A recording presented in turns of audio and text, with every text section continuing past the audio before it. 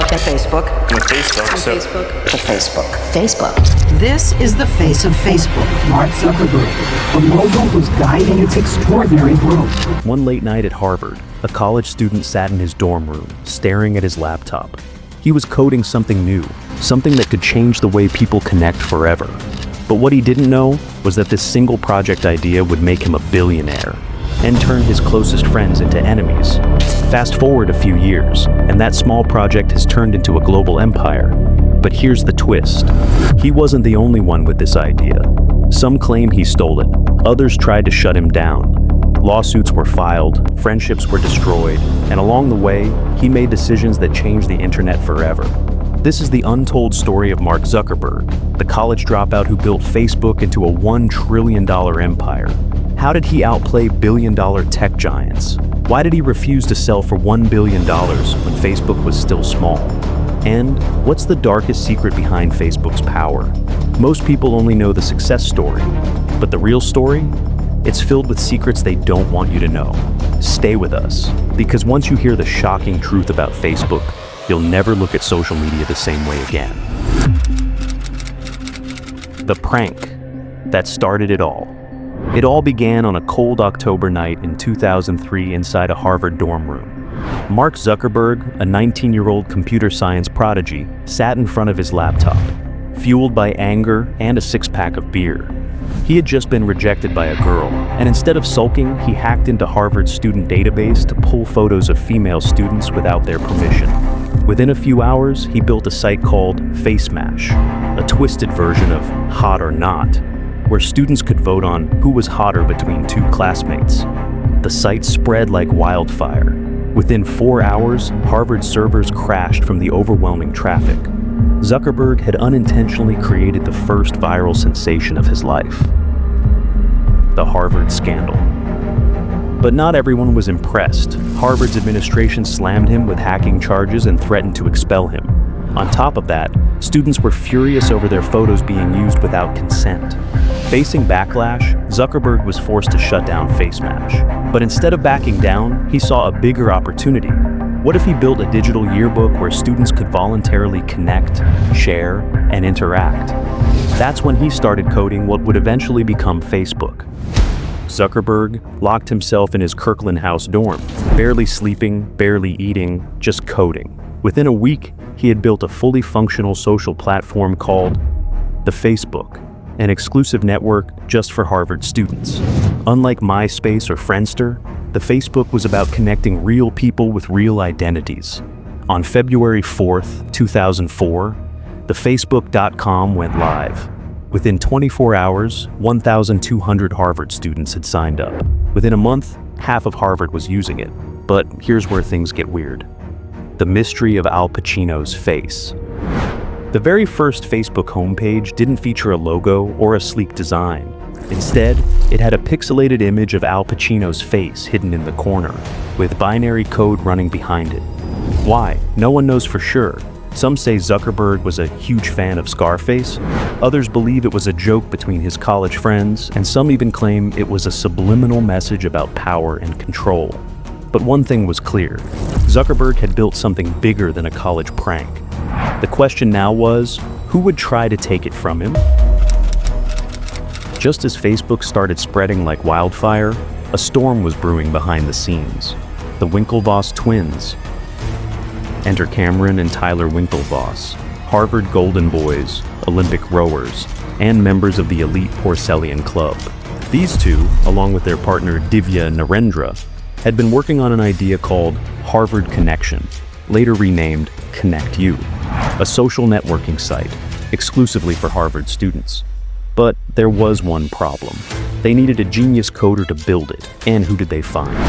Mark Zuckerberg. The question is, did Mark Zuckerberg steal the idea? According to the Winklevoss Twins, they hired Zuckerberg in 2003 to help code Harvard Connection. But instead of finishing their project, Zuckerberg ghosted them while secretly building the Facebook behind their backs.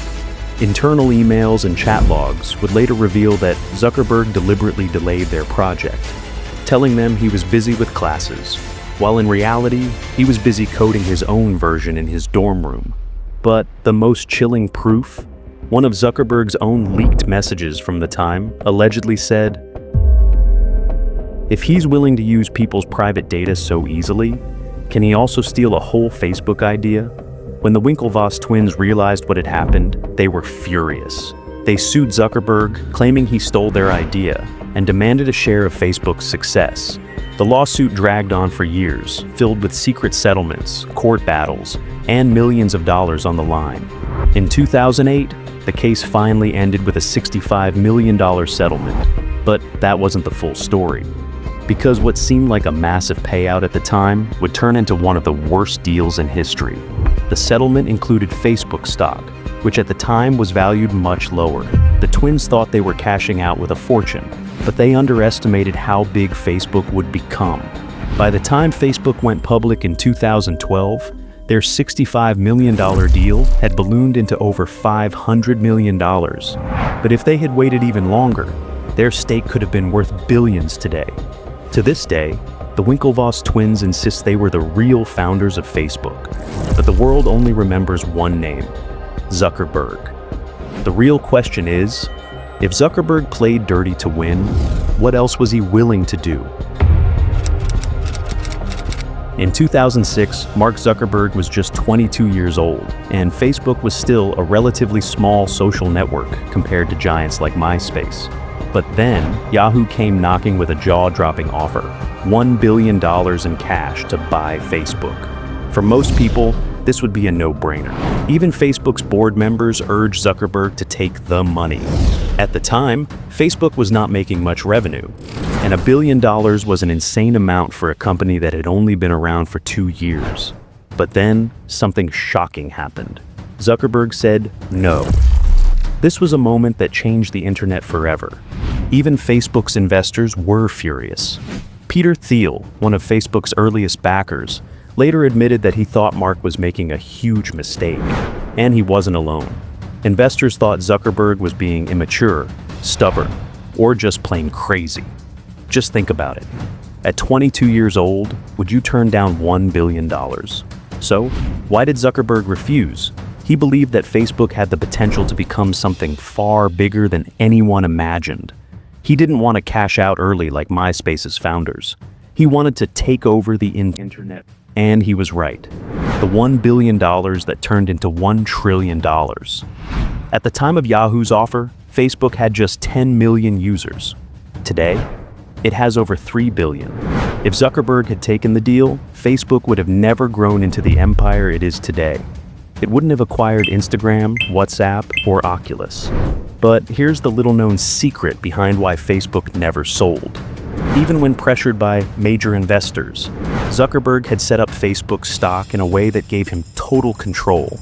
Even though he had investors, he made sure he had the final say on big decisions. So, when Yahoo came with $1 billion check, the decision wasn't up to a boardroom full of executives. It was up to one person, himself. Facebook started as a way to connect friends. But today, it's more powerful than any government, any media company, and possibly any tech giant in history. But here's the real question. Is Facebook using this power to connect people or to control them? The Cambridge Analytica scandal.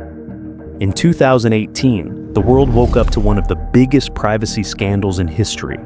A shady company called Cambridge Analytica secretly harvested data from 87 million Facebook users without permission. What did they do with it?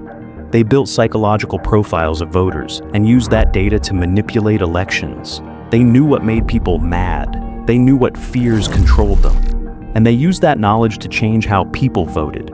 Facebook's AI didn't just predict human behavior, it exploited it. And it wasn't just the 2016 US presidential election. Cambridge Analytica influenced Brexit. They helped manipulate elections in over 68 countries. This wasn't just a breach of privacy. It was a full-scale psychological operation. When the scandal broke, Mark Zuckerberg was dragged in front of Congress.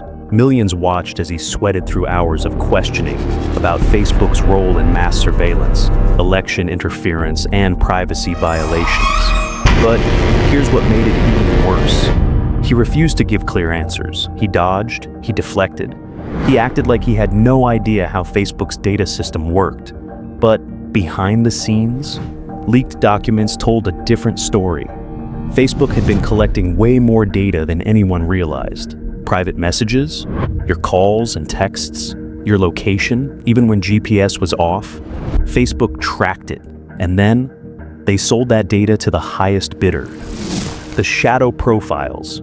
Here's something even creepier. Even if you've never signed up for Facebook, Facebook still has a profile on you. But how?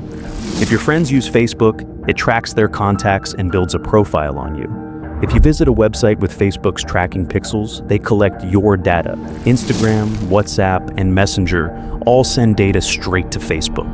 That means even if you've never posted a single photo, liked a single post, or even signed up, Facebook still knows who you are. At this point, Facebook isn't just a social media platform. It's one of the most powerful forces on the planet. In Myanmar, the military used Facebook to spread hate speech that fueled a genocide. Russian operatives ran fake news campaigns to divide American voters. Political ads were used to twist facts and manipulate elections worldwide. And here's where it gets even crazier. In 2021, Facebook shut down Australia's news access overnight after the government tried to regulate them. Just like that, millions of Australians lost access to real news, while fake news and conspiracy theories spread like wildfire. If Facebook can silence an entire country's media in a matter of hours, what else are they capable of?